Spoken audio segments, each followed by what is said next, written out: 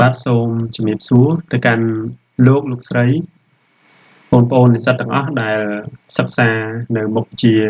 Research Methodology បាទជាមុខវិជ្ជាបាទសម្រាប់ពួកយើងសរសេរសារណាបញ្ចប់នៅលក្ខខណ្ឌបាទបញ្ញាបត្រនៅសាកលវិទ្យាល័យ IIC នេះអញ្ចឹងកាលពីសប្តាហ៍មុនដូចយើងបានសន្យាថានឹងធ្វើជាคลิปវីដេអូបាទសម្រាប់សិក្សាវិញព្រោះដោយសារថ្នាក់អនឡាញគឺលំបាកនៅពេលយើងរៀនតាមGoogle Meet បាទមានន័យថាលំបាកទាំងសេវាបាទលំបាកទាំងពេលដែលសិស្សច្រើនចូលមកមុនក្រោយពិបាកស្ដាប់គ្នាបាទអ្នកចូលមកមុនទៅបានតន់ទៅហើយអ្នកចូលមកក្រោយនឹងលំបាកបន្តិចបាទអត់ដឹងគេដល់ណាដល់ណីអញ្ចឹងជៀសវាងបាទអ្នកមកមុនមកក្រោយគឺយើងបង្កើតคลิปទៅអ្នកមកមុនក៏ស្ដាប់បានអ្នកមកក្រោយយើងបើកមើលតាមក្រោយទៅយើងស្ដាប់បានដូចគ្នាបាទអញ្ចឹងយើងចូលមកមេរៀនទី1ឡើងវិញបាទឡើងវិញអញ្ចឹងមេរៀនទី1នេះគឺយើងសិក្សាអំពីបាទមូលដ្ឋានវាសិនយើងដឹងអំពីនិយមន័យសិនមុនយើងឈានចូលដល់ដំណើរការរបស់វាបាទអញ្ចឹងយើងស្គាល់ថាអ្វីទៅជាការអ្វីទៅជាវិធីសាស្ត្រស្រាវជ្រាវបាទវិធីសាស្ត្រស្រាវជ្រាវនៅក្នុងការងាររបស់យើងពីទូទៅបាទដែលពាក់ព័ន្ធជាមួយនឹងផ្នែកស្រាវជ្រាវមានច្រើនបាទជាពិសេសគឺផ្នែកទីផ្សារនេះឯងបាទនៅក្នុងអង្គភាពមួយកាលណាបើគ្មានបាទការសិក្សាស្រាវជ្រាវទេនៅអង្គភាពនឹងមិនសូវជាមានការរីកចម្រើនទេមានតែធ្វើរឿងអីមួយដដែលហើយបើសិនអត់មានការស្រាវជ្រាវទេយើងរៀបចំយុទ្ធសាស្ត្របាទធ្វើកិច្ចការងារណាមួយគឺមិនប្រសើរទេសូម្បីតែធនធានមនុស្សក៏ត្រូវការ research ដែរបាទ research ដែរអញ្ចឹងនៅក្នុងមុខវិជ្ជាយើងនេះគឺបាទផ្ដោតសំខាន់ទៅលើ research បែប business បាទ research បែប business ដើម្បីបញ្ចប់ព្រោះពួកយើងនិស្សិតជាទូទៅរៀនផ្នែកទីផ្សាររៀនផ្នែក marketing រៀនផ្នែក accounting បាទទាំងអស់ហ្នឹងវាសុទ្ធសឹងតែពាក់ព័ន្ធជាមួយនឹងផ្នែកមហាវិទ្យាល័យពាណិជ្ជសាស្ត្របាទផ្នែក business នឹងឯងអញ្ចឹងមុខវិជ្ជានេះគឺផ្ដោតសំខាន់ទៅលើ business បាទអូខេអញ្ចឹងគេឲ្យយើងស្គាល់អំពីនិយមន័យបាទទាំងអស់គ្នាបាទតើការស្រាវជ្រាវជាអ្វីបាទតើការស្រាវជ្រាវជាអ្វីលោកគ្រូសូមអានជូនការស្រាវជ្រាវគឺជាដំណើរការបែបវិទ្យាសាស្ត្រក្នុងការប្រមូលវិភាគនិងបកស្រាយទិន្នន័យដើម្បីបង្កើតនិងបង្កើនការយល់ដឹងឬក៏រកដំណោះស្រាយទាក់ទងនឹងបញ្ហាបាតុភូតឬប្រធានបទណាមួយដែលជាទូទៅពាក់ព័ន្ធនឹងវិស័យអប់រំសង្គមបច្ចេកវិទ្យានិងវិទ្យាសាស្ត្របាទនិងវិទ្យាសាស្ត្រអញ្ចឹងលោកគ្រូសូមឲ្យនិស្សិតទាំងអស់គ្នាបាទចងចាំតែប៉ុណ្ណេះការស្រាវជ្រាវគឺត្រូវមានគោលបាទគំនិត3ទី1គឺការប្រមូលនៅទិន្នន័យបាទការប្រមូលនៅទិន្នន័យទី2គឺការវិភាគទិន្នន័យទី3គឺការបកស្រាយទិន្នន័យបាទអញ្ចឹងមានតែ3ហ្នឹងគេហៅថាការស្រាវជ្រាវបើសិនតែយើងគ្រាន់ប្រមូលព័ត៌មានអាននៅព័ត៌មានអីមួយអត់បានយកមកវិភាគអត់បានធ្វើការបកស្រាយអាហ្នឹងក៏អត់ហៅថាការស្រាវជ្រាវទេបាទហើយទាំងអស់ហ្នឹងគឺធ្វើអា3ហ្នឹងដើម្បីគេបង្កើតបាទបង្កើតនឹងការយល់ដឹងបន្ថែមបាទឬក៏រកដំណោះស្រាយដែលទាក់ទងជាមួយនឹងរឿងរ៉ាវណាមួយបាទដូចជាបញ្ហានៅក្នុងអង្គភាពបាទរឿងដែលកើតឡើងទៅហើយស្រាប់តែយើងអត់ដឹងថារឿងហ្នឹងវាកើតឡើងដោយសារអីក៏ហ្នឹងគឺត្រូវការស្រាវជ្រាវដែរបាទឬទៅលើវិស័យអប់រំតើការអប់រំហ្នឹងវាខ្សោយដោយសារកត្តាអីគេខ្លះអញ្ចឹងគេធ្វើការសិក្សាស្រាវជ្រាវបាទសង្គមដែលវាពាក់ព័ន្ធជាមួយនឹងរឿងបាទឆ្នាំញៀនរឿងអីផ្សេងទៀតក៏គេលើកឡើងអំពីការស្រាវជ្រាវដែរបាទប្រមូលព័ត៌មានពីកន្លែងអង្គហេតុហ្នឹងមកបាទដើម្បីយកមកវិភាគឲ្យធ្វើការបកស្រាយទៅអាហ្នឹងគេហៅថាការស្រាវជ្រាវនិស្សិតអាចនឹងឆ្ងល់ធ្លាប់ឮថាការចូលទៅអានសៀវភៅនៅក្នុងបណ្ណាល័យបាទទៅស្រាវជ្រាវបន្ថែមនៅក្នុងបណ្ណាល័យអាហ្នឹងគេអត់ហៅថាការស្រាវជ្រាវគេហៅថាការអានបាទការអាន ដើម្បីបង្កើនចំណេះដឹងបាទអត់សកម្មភាពទាំងឡាយណាដែលអត់ឆ្លុះបញ្ចាំងអំពីការប្រមូលនៅទិន្នន័យបាទហើយយកទិន្នន័យទាំងអស់នោះមកវិភាគហើយយកវិភាគហើយធ្វើការបកស្រាយដោយមានអំណះអំណាងអង្គហេតុត្រឹមត្រូវសកម្មភាពទាំងនោះហើយគេហៅថាការស្រាវជ្រាវបាទហើយបាទនេះគឺជា acronym research បាទអញ្ចឹងពាក្យ research គឺចេញមកពីពាក្យទាំងអស់ហ្នឹងបាទអញ្ចឹងសូមឲ្យនិស្សិតធ្វើការបកប្រែខ្លួនឯងណាបាទគ្រូមិនបកជូនទេគ្រូគាត់ប៉ុណ្ណឹងយើងមាន dictionary ឬក៏ទូរស័ព្ទរបស់យើងមាន translate ហើយអញ្ចឹងយើងបកចោះណាបាទអញ្ចឹងនៅក្នុងបាទកិច្ចការស្រាវជ្រាវជាទូទៅមានដំណើរការបាទ6ជំហានមានដំណើរការ6ជំហានបាទទាំងនៅក្នុងការសរសេរសារណាត្រូវតែ6ជំហាននេះដាច់ខាតនិស្សិតទាំងអស់គ្នារាល់ថ្ងៃនេះតែជាអាចឆ្នាំទី2អញ្ចឹងសូមឲ្យសរសេរឲ្យ note ឲ្យចំណាំដើម្បីទុកបាទចំណេះដឹងនេះទៅធ្វើនៅក្នុងឆ្នាំទី4បញ្ចប់លក្ខខណ្ឌបញ្ចប់តែទៅដល់ឆ្នាំទី4ហើយអត់ចេះបាទគ្រូដឹកនាំវិលមកហ្នឹងហើយដល់ពេលហ្នឹងត្រូវមានគ្រូដឹកនាំដើម្បីចង្អុលបង្ហាញប៉ុន្តែតើណាយើងចេះ70ទៅ80%គ្រូដឹកនាំបន្ថែមទៀតទៅយើងការងារយើងលឿនណាស់បាទ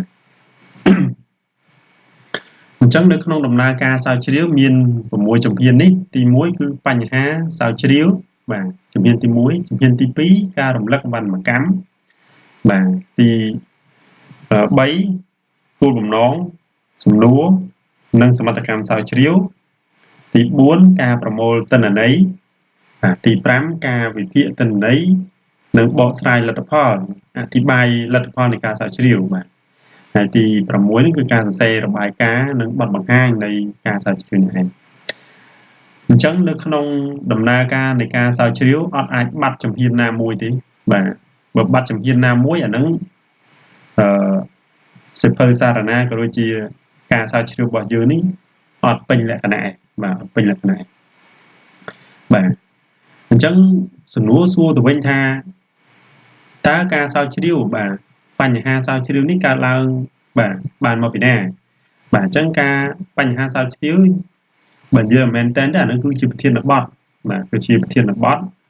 ដែលយើងត្រូវធ្វើការស្រាវជ្រាវទៅលើរឿងហ្នឹងបាទនិស្សិតទាំងអស់គ្នាដែលរៀននៅក្នុងបាទកំពុងតែមើលនៅคลิปវីដេអូមួយនេះអ្នកខ្លះគាត់ជំនាញបាទធនធានមនុស្សអ្នកខ្លះគាត់ជំនាញទីផ្សារអ្នកខ្លះគាត់ជំនាញផ្នែក account finance អីចឹងទៅអញ្ចឹង background ទាំងអស់ហ្នឹងគឺផ្សេងគ្នាអញ្ចឹងនៅពេលដែលសារណាប័ត្ររបស់ពួកយើងច្បាស់ណាស់នឹងធ្វើទៅតាមឯកទេសរៀងៗខ្លួនបាទអ្នកធនធានមនុស្សទៅលើកបញ្ហាទាក់ទងធនធានមនុស្សបាទអ្នកផ្នែក marketing លើកបញ្ហាដែលទាក់ទង marketing ហ្នឹងយកមកសិក្សាស្រាវជ្រាវបាទដោយផ្អែកទៅលើបាទការរំលឹកវណ្ណកម្មគឺទាក់ទងជាមួយនឹងគ្រឹះស្ដីដែលពាក់ព័ន្ធជាមួយនឹងប្រធានបទរបស់យើងបាទអញ្ចឹងដំណើរការទាំងអស់នេះមាន6ណាសូមរំលឹកហើយរាល់ដំណើរការនីមួយៗជំហាននីមួយៗហ្នឹងគឺយើងត្រូវរៀនមួយមេរៀននៅមេរៀនទី2គឺចាប់ផ្ដើមសិក្សាអំពីបញ្ហាស្រាវជ្រាវអីចឹងទៅបាទអញ្ចឹងគន្លឹះនៃការអឺ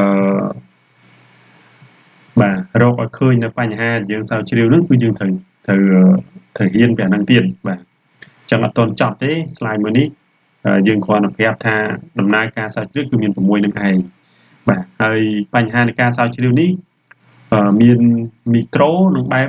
បាទម៉ាក្រូបាទអញ្ចឹងដូចនិស្សិតពួកយើងកម្រិតតាមបញ្ញាបត្រនេះគឺបាទយើងសិក្សាក្នុងរង្វង់តូចបាទរង្វង់តូចទេមិនធំទេបាទដូចជាការស្រាវជ្រាវថ្នាក់បញ្ញាបត្រត្រឹមតែស្ថាប័នតូចមួយក៏យើងអាចធ្វើបានដែរប៉ុន្តែបើសិនជាការស្រាវជ្រាវថ្នាក់ជាតិដូចជានៅរាជបណ្ឌិតសភាអីបាទថ្នាក់ជាតិអញ្ចឹងធំហើយបាទมันអាចបើសិនតែគេធ្វើការសិក្សាស្រាវជ្រាវនៅបឹងទន្លេសាបបាទអញ្ចឹងនិយាយអំពីបឹងទន្លេសាបប្រទេសកម្ពុជាយើងតែមូលតែម្ដងខេត្តណាខ្លះដែលជាប់បឹងទន្លេសាបបាទអញ្ចឹងគេនិយាយអំពីបញ្ហានៅក្នុងបឹងទន្លេសាបហ្នឹងបាទទាំងអស់ឲ្យតែខេត្តជាប់បឹងទន្លេសាបគេនិយាយព្រោះដោយសារតែការស្រាវជ្រាវថ្នាក់ជាតិបាទ បើនិយាយអំពីព្រៃឈើគឺនិយាយព្រៃឈើទូទាំងប្រទេសបាទខេត្តណាខ្លះដែលមានព្រៃឈើអញ្ចឹងគេនិយាយអំពីប្រធានបទព្រៃឈើគឺព្រៃឈើទូទាំងប្រទេសបាទនោះគឺថ្នាក់ជាតិ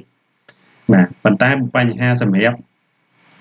នៅក្នុងការស្រាវជ្រាវកម្រិតបញ្ញាបត្រដោយនិស្សិតទាំងអស់គ្នាត្រឹមតែស្ថាប័នតូចមួយបាទស្ថាប័នតូចមួយហើយស្ថាប័ននោះគ្រាន់តែផ្នែកមួយទៀតឧទាហរណ៍ថាផ្នែកធនធានមនុស្សបាទអញ្ចឹងផ្នែកធនធានមនុស្សនោះមានច្រើនបាទច្រើនមុខងារបាទអញ្ចឹងលើកឡើងតែមួយមុខងារយកមកសិក្សាណាដូចជា appraisal បាទមុខងារ appraisal មួយគឺយកតែ appraisal មកការវិតម្លៃបាទនយោជកនៅក្នុងអង្គភាពអញ្ចឹងយកតែហ្នឹងតើតើជាមួយនឹងការទូទាត់សំណងអីហ្នឹងគឺមិនបាច់ចាំយកមកសិក្សាក៏បានដែរនឹងកម្រិតបញ្ញាបត្របាទហើយរំលឹកបានមកកម្មទ្រឹស្ដីហ្នឹងគឺយើងរកមើលបើសិនតែយើងប្រធានបទយើងតើតើជាមួយនឹងបាទappraisal តើតើជាមួយនឹងការវិតម្លៃនយោជកអញ្ចឹងយើងរកមើលទ្រឹស្ដីណាដែលនិយាយអំពីការវិតម្លៃនិយាយអំពីការត្រួតពិនិត្យនិយាយអីចឹងទៅលើកឡើងឲ្យត្រូវជាមួយប្រធានបទបាទអញ្ចឹងគោលបំណងសំណួរអីផ្សេងៗយើងនឹងមានមេរៀនក្រោយទៀតដែលសម្រាប់ការបញ្យល់ឲ្យលម្អិតយ៉ាងនេះអញ្ចឹងគ្រូសូមបាទបន្តទៅ slide បន្តទៀតបាទឲ្យគាត់តែយើងដឹងត្រួសសិនទេណាបាទអញ្ចឹងសូមចំណាំឡើងវិញថាការដំណើរការនៃការស្រាវជ្រាវគឺមាន6ជំហានហ្នឹងណានិស្សិតទាំងអស់គ្នាបាទអញ្ចឹងមុនយើងឈានចូលទៅដល់បាទ slide បន្តទៀតយើងមើល slide នេះបាទព្រោះពេលដែលយើងធ្វើអ្វីមួយយើងត្រូវរកឲ្យឃើញនៅអត្ថប្រយោជន៍ឬក៏សារៈសំខាន់បាទអញ្ចឹងនៅក្នុងការស្រាវជ្រាវបាទមិនមែនតែយើងឲ្យយើងសិក្សាហើយយើងធ្វើកិច្ចការងារ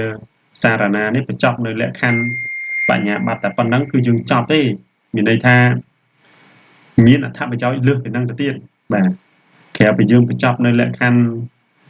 ទទួលបានសញ្ញាបត្រមួយសន្លឹកកម្រិតបញ្ញាបត្រនេះហើយយើងមានអត្ថប្រយោជន៍ផ្សេងទៀតដែលយើងគួរដឹងបាទអញ្ចឹងទី1បាទសារៈសំខាន់នៃការស្រាវជ្រាវគឺយើងបង្កើតឲ្យមានចំណេះដឹងថ្មីបាទចំណេះដឹងថ្មីដើម្បីជួយបន្ថែមទៅលើចំណេះដឹងនិងទ្រឹស្ដីដែលមានស្រាប់អញ្ចឹងនិស្សិតទាំងអស់គ្នាអង្គុយស្ដាប់គ្រូបាទបញ្យល់ឬក៏ស្ដាប់លោកគ្រូបញ្យល់ហ្នឹងចិត្តតែយល់បាទចិត្តតែយល់ចិត្តតែស្ដាប់ទៅបាទចិត្តតែស្ដាប់ទៅឃើញនេះរៀងស្រួលបាទប៉ុន្តែដល់ពេលធ្វើមែនតើនឹងបានដឹងថាវាយ៉ាងម៉េចបាទឆ្ងល់កន្លែងនេះឆ្ងល់កន្លែងនេះអានេះមកពីណាអីពីណាបាទអញ្ចឹងគេឲ្យយើងនឹងធ្វើកិច្ចការងារស្រាវជ្រាវហ្នឹងដើម្បីបន្ថែមទៅលើអ្វីដែលយើងបានដឹងគ្រាន់តែដឹងបាទអញ្ចឹងគេឲ្យយើងចេះធ្វើផងដើម្បីបង្កើតនៅចំណេះដឹងថ្មីទៅលើចំណេះដឹងដែលយើងមានស្រាប់និងគ្រឹះស្ដីដែលគេមានចែងនៅក្នុងសៀវភៅបាទអញ្ចឹងគេយកគ្រឹះស្ដីហ្នឹងនឹងចំណេះដឹងដែលយើងបានដឹងពីមុនមកឲ្យវាត្រូវស៊ីគ្នាជាមួយចំណេះដឹងដែលយើងទៅបង្កើតថ្មីនេះបាទចំណេះដឹងថ្មីសម្រាប់យើងឧទាហរណ៍ថាពីមុនផ្នែកទីផ្សារបាទគេរៀនតែត្រឹម 4P គេធ្វើទីផ្សារបានណាគេមាន product មាន price មាន place មាន promotion បាទមាន 4P ហ្នឹងគឺគេធ្វើបានណាទីផ្សារបាទតែក្រោយពីសម័យកាលទីផ្សារកាន់តែទំនើបទៅការប្រកួតប្រជែងកាន់តែខ្លាំងទៅបាទមាន4ហ្នឹងអត់គ្រប់គ្រាន់ទេត្រូវតែបង្កើតឲ្យមាន3ទៀតបន្ទាប់ពីយើងធ្វើការសិក្សាស្រាវជ្រាវហើយមាន3ទៀតមាន people បាទ people មនុស្សដែលមានវិជ្ជាជីវៈបាទមានវិជ្ជាជីវៈធ្វើកិច្ចការងារមួយហ្នឹងឧទាហរណ៍ថាបងប្អូនទាំងអស់គ្នាលក់កាហ្វេបាទបងប្អូនមានកាហ្វេឆ្ងាញ់ហ្នឹងមានតម្លៃសមរម្យហ្នឹងបាទគេទទួលយកបានហើយតម្លៃមួយហ្នឹងនៅក្នុងបរិបទក្នុងភូមិក្នុងឃុំក្នុងក្រុងបាទទទួលយកបានហើយតម្លៃហ្នឹងកំណត់ទៅត្រឹមត្រូវហើយទីកន្លែងក្បែរថ្នល់ធំអីចឹងទៅល្អហើយបាទការផ្សព្វផ្សាយគឺគេស្គាល់ច្រើនប៉ុន្តែអូនអ្នករៀបចំកាហ្វេបាទឆុងកាហ្វេហ្នឹងឬក៏រៀបចំផលិតផលហ្នឹងអូនអត់ professional ទេអត់អាជីពទេបាទម្ដងឲ្យនៅនេះម្ដងឲ្យនៅនោះហើយអ្នកធ្វើហ្នឹងធ្វើឲ្យទៅរួចពីដៃអញ្ចឹងបាទអញ្ចឹងធ្វើឲ្យផលិតផលរបស់បងអូនដែលមានស្រាប់ដែលឆ្ងាញ់ដែលល្អហើយប៉ុន្តែគ្រាន់តែមនុស្សលើកយកទៅបាទ ដោយគ្មាន professional គ្មានអាជីពមិនមានជំនាញក្នុងការរៀបចំទុកដាក់ហ្នឹងបាទលើកជូនភ្ញៀវបាទលក់ជូនភ្ញៀវហ្នឹងទឹកមុខមិនញញឹមសោះក៏ក្រោះបាទធ្វើឲ្យការញ៉ាំហ្នឹងមិនល្អដែរបាទអញ្ចឹងគេត្រូវការមនុស្សដែលមាន professional គឺអាជីពបាទអាហ្នឹងទី1បាទបន្ថែមលើ 4P បាទគឺ for 5បាទសំទោសគឺ 5P បាទ 5និយាយ5ទៅណាស្រួលជាងហើយមាន people ហើយត្រូវមានអីគេទៀតគឺមាន process បាទមានមនុស្សដែលធ្វើការនៅនឹងបានត្រឹមត្រូវហើយត្រូវមានសេវាកម្មនោះឲ្យលឿនកុំឲ្យយឺតព្រោះមនុស្សរាល់ថ្ងៃនេះរវល់បាទរវល់ណាស់គឺការឈប់ម៉ូតូឈប់ឡានឈប់អីហើយឬក៏អង្គុយញ៉ាំចង់ឲ្យលឿនចាំបានញ៉ាំបាទបើយឺតក៏អត់បានដែរបាទអញ្ចឹងត្រូវតែ process ហ្នឹងសេវាហ្នឹងរៀងលឿនតិចលឿនហើយត្រូវមានមួយទៀតបាទគឺ physical evidence បាទ physical evidence គឺបរិយាកាសបាទរូបសាស្ត្រគឺត្រូវតែមានបរិយាកាសមួយអំណោយផលទៀតបើសិនណាបរិយាកាសមួយហ្នឹងនៅក្នុងហាងបាទពោពេញទៅដោយភាពអាប់អួរដូចជាលូទឹកស្អុយឬក៏ក្បែរកន្លែងណាមួយដែលមើលទៅមិនសមគួរក៏អត់អង្គុយបានយូរដែរបាទក៏លក់អត់ដាច់ដែរអញ្ចឹងក្រោយពីយើងធ្វើការសិក្សាស្រាវជ្រាវទៅរកឃើញ3ទៀតណានៅក្នុងសម័យកាលនេះ 4P បាទនៅក្នុងអង្គភាពមួយមានតែ 4P ឲ្យគ្រប់ទេត្រូវមាន 7P បាទនេះគឺជាចំណេះដឹងថ្មីជួយទៅលើបន្ថែមទៅលើចំណេះម្ចាស់ហើយបាទទី2ជួយទៀងទាត់លទ្ធផលស្រាវជ្រាវក្នុងបរិបទផ្សេងគ្នាបាទជួយទៀងទាត់លទ្ធផលស្រាវជ្រាវក្នុងបរិបទផ្សេងគ្នាមានន័យថាម៉េចមានន័យថាប្រធានបទមួយហ្នឹងបាទសិស្សចំនួនឆ្នាំ2000គេបានសិក្សាហើយបាទឧទាហរណ៍ប្រធានបទទាក់ទងជាមួយនឹងការសិក្សាទៅលើអេរិយាបថអង្គភាពបាទការសិក្សាទៅលើអេរិយាបថរបស់អង្គភាពប្រធានបទនេះបានសិក្សាហើយនៅក្នុងឆ្នាំ2000បាទជាមួយនឹងនិស្សិតចំនួនមុនអញ្ចឹងទៅប៉ុន្តែចំនួនយើងសួរលើប្រធានបទហ្នឹងយកមកសិក្សាបានដែរអត់បានបាទព្រោះនៅក្នុងបរិបទផ្សេងគ្នាបាទវិសាលភាពនិងដែនកំណត់វិសាលភាពដូចគ្នាប៉ុន្តែដែនកំណត់ខុសគ្នាខុសឆ្នាំយើងសិក្សាឆ្នាំ2000ទៅ2025ទៅគេសិក្សាឆ្នាំ2000ទៅខុសគ្នាតាបរិបទ2ហ្នឹងអញ្ចឹងគេអាចផ្ទៀងផ្ទាត់តើបរិបទ2ហ្នឹងបាទបរិបទ2ហ្នឹងតើលទ្ធផលនៃការគ្រប់គ្រងដូចមុនឬក៏ខុសមុនបាទបើសិននៅតតែទេมันអាចឲ្យលទ្ធផលនឹងល្អទេអញ្ចឹងគេមានអថេឯករាជ្យអថេមិនឯករាជ្យផ្សេងមានអត្តពលលើគ្នាអីផ្សេងអញ្ចឹងឲ្យឆ្លុះបញ្ចាំងទៅគ្នាទៅវិញទៅមកបាទឧទាហរណ៍ដូចជាកាលពីសម័យទីផ្សារបុរាណបើសិនតែធ្វើបុរាណហ្នឹងហើយនឹងទីផ្សារសម័យបាទបច្ចុប្បន្នទំនើបនេះគឺมันអាចធ្វើដូចគ្នាបានទេព្រោះសម័យឥឡូវគឺជាសម័យប្រកួតប្រជែងបាទអញ្ចឹងយើងធ្វើការសិក្សាទៅបាទតើវាខុសគ្នាបែបណាទី3បាទទី3អត្ថប្រយោជន៍មួយទៀតគឺមធ្យោបាយសម្រាប់បង្ហាញការពិតនិងកុហកបាទអញ្ចឹងនៅក្នុងការសិក្សាស្រាវជ្រាវយើងមិនអាចកុហកគេបានទេយើងមិនចេះតែនិយាយបានទេនៅក្នុងការវិភាគ sport ចំណុចនីមួយៗដែលដាក់នៅក្នុងចំណុចខ្លាំងចំណុចខ្សោយឱកាសនៃការគម្រាមកំហែងគឺត្រូវតែមានអំណះអំណាងច្បាស់លាស់បាទឥឡូវនេះក្នុងមុខវិជ្ជានេះលោកគ្រូនឹងបង្រៀនអ្នកទាំងអស់គ្នាឲ្យយល់ដឹងអំពីការវិភាគបាទ Sport Matrix ISE និង ESE អញ្ចឹងគឺមានមេគុណគឺមានទម្ងន់បាទដាក់នៅពេលដែលគណៈកម្មការសួរថាហេតុអីបានយកបាទចំណុចកខនេះយកមកដាក់នៅចំណុចខ្លាំងហេតុអីបានយកចំណុចកខនេះយកដាក់ក្នុងចំណុចខ្សោយដោយឈរលើអង្គហេតុអីអញ្ចឹងយើងអាចកុហកគេមិនចេះតែដាក់តាមការយល់ឃើញតាមការដែលគិតចិត្តដាក់ទេអត់បានទេត្រូវតែមានអំណះអំណាង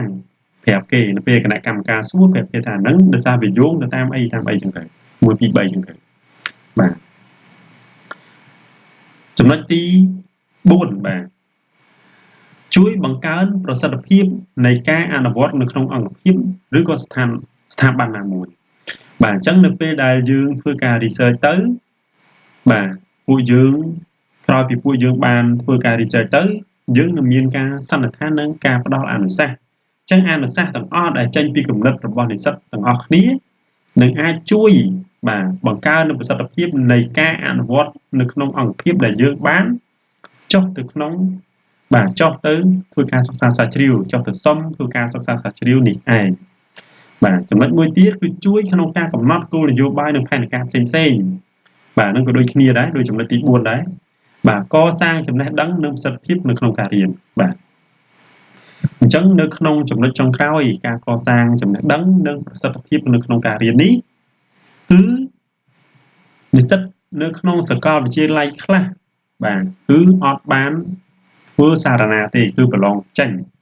អញ្ចឹងនៅក្នុងអង្គភាពខ្លះបាទជំនាញទីផ្សារ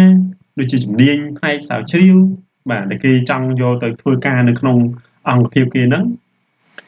បើសិនបើនិស្សិតចេញពីសាកលវិទ្យាល័យដែលមិនមានសរសេរសារណាប្រសិទ្ធភាពនៅក្នុងការធ្វើការពួកគេគឺអត់ទទួលបានលទ្ធផលល្អប្រសើរទេបាទព្រោះអត់បានអនុវត្តការសរសេរសារណាអញ្ចឹងមិនដឹងពីភាពថាការស្រាវជ្រាវវាមានបែបណាខ្លះអញ្ចឹងនៅពេលដែលយើងទៅធ្វើការប្រកួតប្រជែងនឹងគេអត់ឈ្នះព្រោះជាទូទៅនៅក្នុងការធ្វើការបែបបាទទីផ្សារបាទត្រូវតែធ្វើការសិក្សាស្រាវជ្រាវរាល់ថ្ងៃបាទរាល់ថ្ងៃចុះទៅអតិថិជនជួបអតិថិជនប្រមូលព័ត៌មានវិភាគបាទមកវិភាគព្រឹត្តិការណ៍ទីផ្សារតើទីផ្សារទៅថ្ងៃមុខតម្លៃដាំក្បាលចុះឬក៏ងើបឡើងដើម្បីយើងត្រៀមផលិតផលដាក់រៀបចំផលិតផលដាក់កុំឲ្យបាទនៅពេលដែលយើងរៀបចំផលិតផលដាក់ច្រើនពេកទៅនៅពេលថ្លៃស្រាប់ពេលក្រោយធ្លាក់ថ្លៃអានឹងយើងខាតបើសិនជាយើងអត់មានការស្រាវជ្រាវហើយនៅពេលបើសិនជាយើងបាទចៃដន្យយើងដាក់បើសិនជាយើងមានសំណាងយើងដាក់ផលិតផលនៅពេលដែលតំណែងបាទចុះថោកហើយថ្ងៃក្រោយពី2ថ្ងៃក្រោយទៅតំណែងឡើងថ្លៃអានឹងអត់មានបញ្ហាទេប៉ុន្តែភាពចៃដន្យអញ្ចឹងដើម្បីកុំឲ្យមានភាពចៃដន្យបើមានភាពសង្ស័យច្រើនត្រូវការស្រាវជ្រាវបាទឲ្យវាលម្អិតដើម្បីយកមកវិភាគនៅព្រឹត្តិការណ៍ទីផ្សារនេះឯងអូខេគូសុំទៅ slide បន្តបាទចូលទៅ slide ទី6និយាយអំពី who are you audiences បាទ audiences អញ្ចឹងសួរថាតើពីណាគេដែលត្រូវការនៅការ research នៅការស្រាវជ្រាវតើនរណាគេត្រូវការនៅលទ្ធផលនៃការស្រាវជ្រាវអញ្ចឹងនៅក្នុងនេះគេដាក់ទី1គេដាក់ថា policy maker use for making decision បាទគឺអ្នកបង្កើតគោលនយោបាយគឺអ្នកសម្រេចបាទនិយាយថាអ្នកប្រាប់អ្នកធ្វើការសម្រេចចិត្តនៅគោលនយោបាយនៅក្នុងអង្គភាពណាមួយបាទអញ្ចឹងអ្នកនយោបាយក៏ត្រូវការបង្កើតនៅគោលនយោបាយនៅក្នុងអង្គភាពមួយដែរដើម្បីសម្រេចថាបង្កើតគោលនយោបាយបែបណាឲ្យត្រូវជាមួយស្ថានភាពបាទតាមពីការចូលធ្វើការតែកំណត់គោលនយោបាយរបស់បុគ្គលិកចូលធ្វើការនៅម៉ោងប្រមាណចេញនៅម៉ោងប្រមាណបាទត្រូវការបុគ្គលិកប្រភេទណាខ្លះដែលសក្តានុពលក្នុងអង្គភាពបាទទាំងអស់នេះគឺបានមកតាមរយៈការស្រាវជ្រាវចំណុចទី2គឺ top level manager use for making decision អញ្ចឹងនៅក្នុងការគ្រប់គ្រងបាទនៅក្នុងការគ្រប់គ្រងមុនលោកគ្រូបញ្យល់ចំណុចនេះគ្រូសូមប្រាប់ថាការគ្រប់គ្រងមាន3កម្រិតទី1គឺ top manager ជាអ្នកគ្រប់គ្រងថ្នាក់ខ្ពស់ទី2គឺ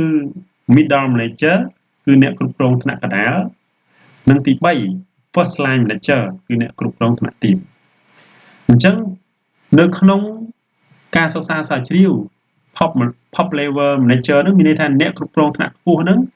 ក៏ត្រូវការសម្រេចចិត្តដោយចេញពីលទ្ធផលនៃការស្រាវជ្រាវនេះដែរបាទបើគ្មានការសិក្សាស្រាវជ្រាវទេធ្វើឲ្យអ្នកគ្រប់គ្រងថ្នាក់ខ្ពស់ហ្នឹងមិនអាចធ្វើការសម្រេចចិត្តបាទបង្កើតការសម្រេចចិត្តអីមួយច្បាស់លាស់ទេបាទទី3 middle level manager use for setting up planning budget for complementing បាទអញ្ចឹងនៅពេលដែលថ្នាក់ខ្ពស់បាទបង្កើតការសម្រេចចិត្តហើយ អ្នកគ្រប់គ្រងថ្នាក់កណ្ដាលបាទ middle level manager ហ្នឹងគឺអ្នកគ្រប់គ្រងថ្នាក់កណ្ដាលបាទរៀបចំនៅផែនការថវិកាផ្សេងៗនៅក្នុងអង្គភាពនេះឯងអញ្ចឹងនៅពេលដែលថ្នាក់ខ្ពស់បង្កើតការសម្រេចចិត្តមួយត្រឹមត្រូវហើយថ្នាក់កណ្ដាលចាប់ផ្ដើមមានផែនការបាទរៀបចំកំណត់នៅផែនការបាទចាយវាយអញ្ចឹងនៅក្នុងអង្គភាព academic use for research in developing theory method and instructional material បាទអញ្ចឹងអ្នកឯកទេសខាងផ្នែក research ត្រូវការអនុវត្តនៅគ្រឹះស្ដីបាទគ្រឹះស្ដីបាទវិធីសាស្ត្រហើយនឹង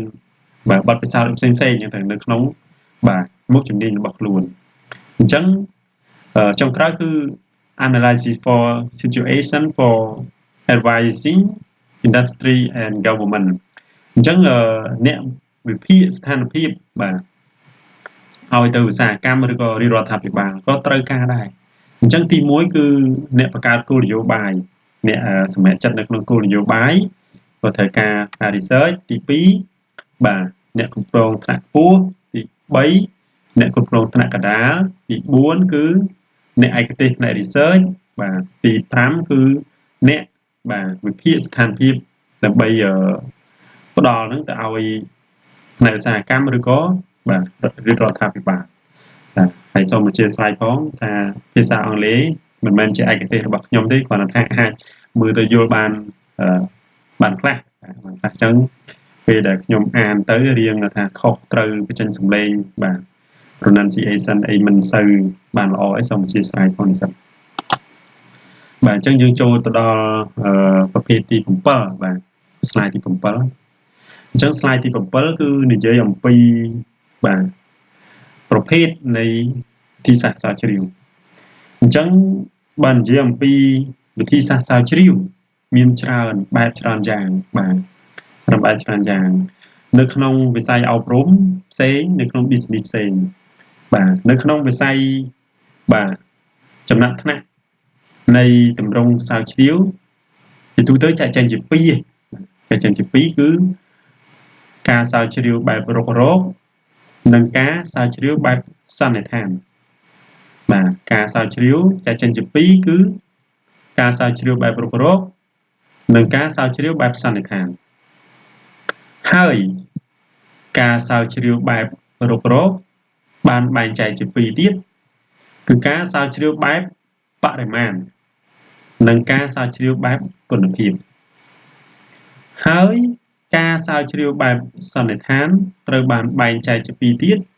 គឺការស្រាវជ្រាវបែបពិពណ៌នានិងការស្រាវជ្រាវបែបហេតុផលហើយការស្រាវជ្រាវបែបពិពណ៌នាក៏ត្រូវបានបែងចែកជា2ទៅទៀតគឺការស្រាវជ្រាវបែបរោគវិនិច្ឆ័យនិងការស្រាវជ្រាវបែបទាក់ទងគ្នាបាទអញ្ចឹងលោកគ្រូសូមបញ្ជាក់តែប៉ុណ្ណឹងបាទប៉ុន្តែនៅក្នុងទីនេះនិស្សិតទាំងអស់គ្នា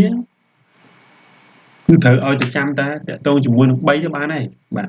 3មកចាំច្រើនពេកទេនាំតែវង្វេងវាន់ព្រោះដោយសារចំណាត់ថ្នាក់នៅក្នុងការស្រាវជ្រាវបែបសន្និដ្ឋានបែបពិពណ៌នាបែបរោគវិនិច្ឆ័យបែបតាក់ទងគ្នានឹងគឺតាក់ទងជាមួយនឹងការស្រាវជ្រាវបែបពិសោធន៍នៅក្នុងមន្ទីរពិសោធន៍ជាមន្ទីរពេទ្យវិទ្យាផ្នែកគីមីផ្នែកជីវៈអីផ្សេងៗទេបាទហើយនៅក្នុង business របស់ពួកយើងដែលត្រូវតម្រូវទៅសេសារណានេះគឺមានតែ3បាទលើកឡើងតែ2ប៉ុន្តែ2មិនគ្រប់គ្រាន់ទេព្រោះដោយសារពេលខ្លះយើងប្រើដល់3អញ្ចឹងទី1គឺ quantitative research design បាទនិង qualitative research design ហើយមួយទៀតគឺ combined research design បាទគឺការស្រាវជ្រាវបែបចម្រុះអញ្ចឹងយើងឡប់ទៅ slide បាទទី7ឡើងវិញគឺយើងសិក្សាបាទការស្រាវជ្រាវបែប quantitative research design បាទគឺការស្រាវជ្រាវបែបបរិមាណបាទអញ្ចឹងការស្រាវជ្រាវបែបបរិមាណបាទអញ្ចឹងចាំនិស្សិតទាំងអស់គ្នាស្កប់កន្លែងនឹងបន្តិចទៅអ្នកគ្រូនឹងហៅជូនបាទហៅជូនបាទព្រោះនៅក្នុងសភៅយើងអត់មានទេបាទអញ្ចឹងលោកគ្រូសូមហៅជូនហើយសូមកត់ផងណាពួកយើងការស្រាវជ្រាវបែបបរិមាណបាទ quantitative research គឺជាការស្រាវជ្រាវដែលផ្ដោតលើការបញ្ចូលនិងវិភាគទិន្នន័យដែលអាចវាស់បានដូចជាចំនួន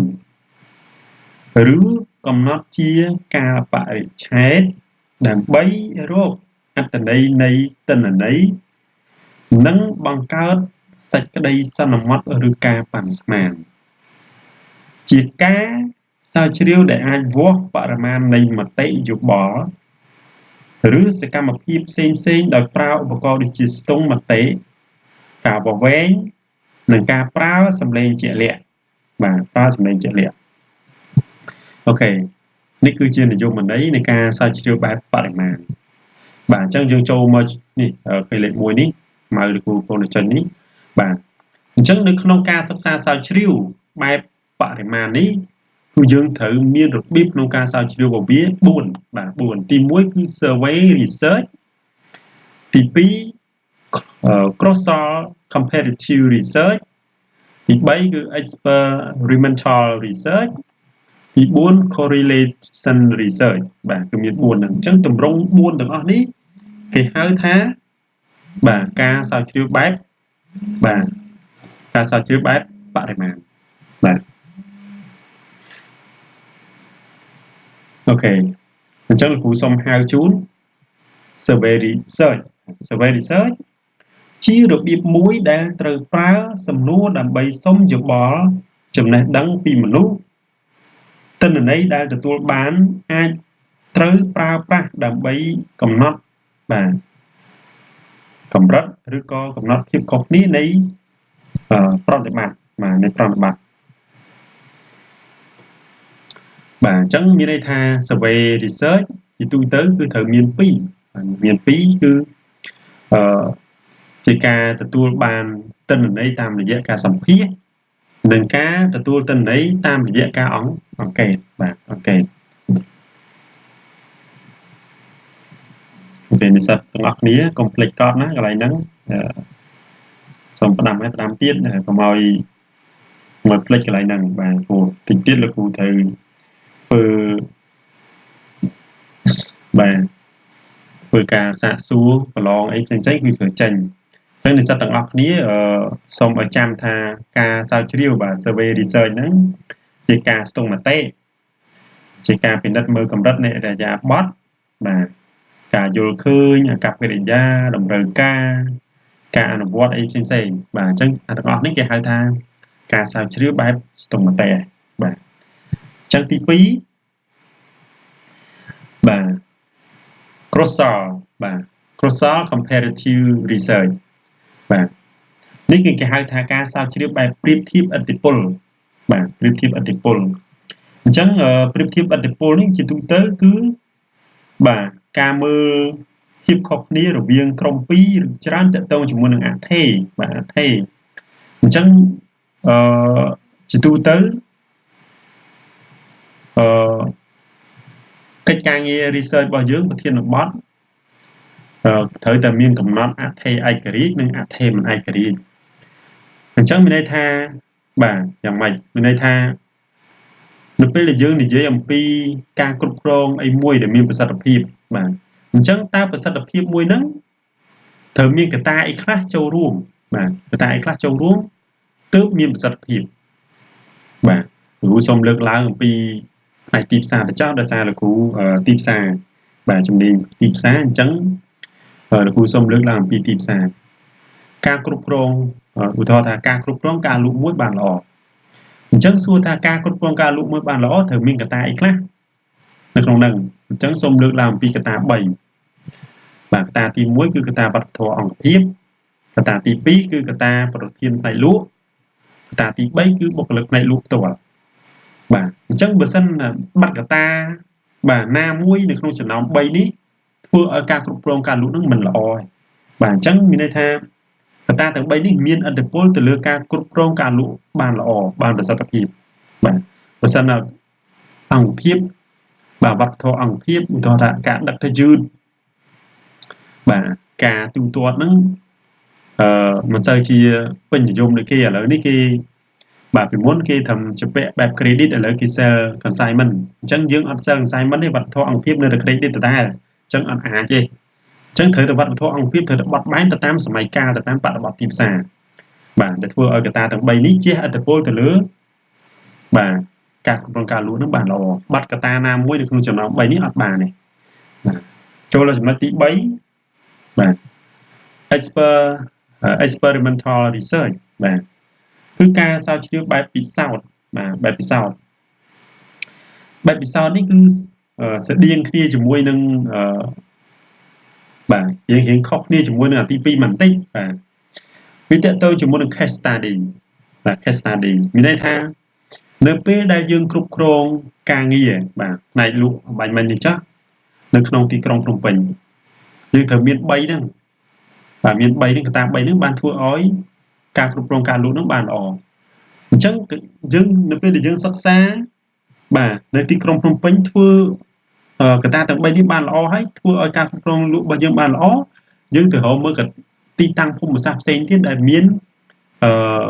ភូមិសាស្ត្រនោះស្តៀងគ្នាប្រហែលគ្នាជាមួយនឹងភូមិសាស្ត្រទីក្រុងភ្នំពេញដែរបាទស្តៀងគ្នាអញ្ចឹងយើងលើក case study ទាំងអស់នេះបាទលើករបៀបរបបក្នុងការគ្រប់គ្រងការងារយើងផ្នែកលក់ហ្នឹងដូចគ្នាហ្នឹងទៅដាក់នៅទីតាំងផ្សេងទៀតបាទអានេះគេហៅថាបាទ experimental research បាទយើងពិសោធន៍ឬក៏បាទនៅពេលហ្នឹងគឺយើងឃើញលទ្ធផលថាតើនៅពេលដែលយើងសិក្សាបែបអញ្ចឹងនៅក្នុងតំបន់មួយហ្នឹងហើយនឹងយើងសិក្សាបែបអញ្ចឹងនៅក្នុងតំបន់មួយនេះតើវាខុសគ្នាត្រង់ណាយើងរកឃើញអ្វីដែលថ្មីបាទចំណុចទី3គេហៅថាការស្រាវជ្រាវបែបពិសោធន៍បាទទី4បាទទី4គឺ correlation research បាទការស្រាវជ្រាវបែបទំនាក់ទំនងអថេរបាទអថេរអញ្ចឹងការស្រាវជ្រាវបែបទំនាក់ទំនងអថេរជាការពិនិត្យមើលអំពីសម្ព័ន្ធរវាងអថេរឬក៏ការព្យាករណ៍ឥទ្ធិពលបាទរបស់អថេរមួយឬក៏ច្រើនទៅលើអថេរមួយឬច្រើនផ្សេងទៀតបាទផ្សេងទៀតបាទអញ្ចឹងជារួមមកលោកគ្រូសូមបាទជារួមឡើងវិញចំណុចទាំង4នេះវាស្ថិតនៅក្នុងការស្រាវជ្រាវបែបបរិមាណបាទបែបបរិមាណអញ្ចឹងឲ្យតែមានលក្ខណៈជាលេខបាទមានលក្ខណៈជាលេខមានលក្ខណៈជាការស្ទង់នៅបាទចំនួនមនុស្សស្ទង់នៅកម្រិតនៃអ្នកប្រើប្រាស់បាទស្ទង់នៅអាកប្បកិរិយាតម្រូវការមានតិចឬក៏ច្រើនអីទាំងអស់ហ្នឹងគឺគេហៅថាបាទការស្រាវជ្រាវបែបបរិមាណឲ្យតែមានតួលេខបាទអញ្ចឹងសម្រាប់คลิปមួយនេះលោកគ្រូគិតថាបាទសូមតែប៉ុណ្្នឹងទៅកុំឲ្យវែងពេកតែកាលណាវែងពេកគឺយើងតាមអត់ទាន់ទេណាមួយ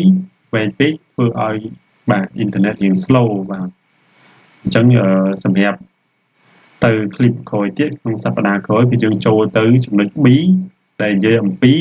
qualitative research design បាទហើយចូលទៅចំណុចទី3 combine research design ផ្សេងៗបញ្ចប់មេរៀនទី1តែម្ដងបាទអញ្ចឹងសម្រាប់ clip នេះលោកគ្រូសូមអរគុណណាបាទ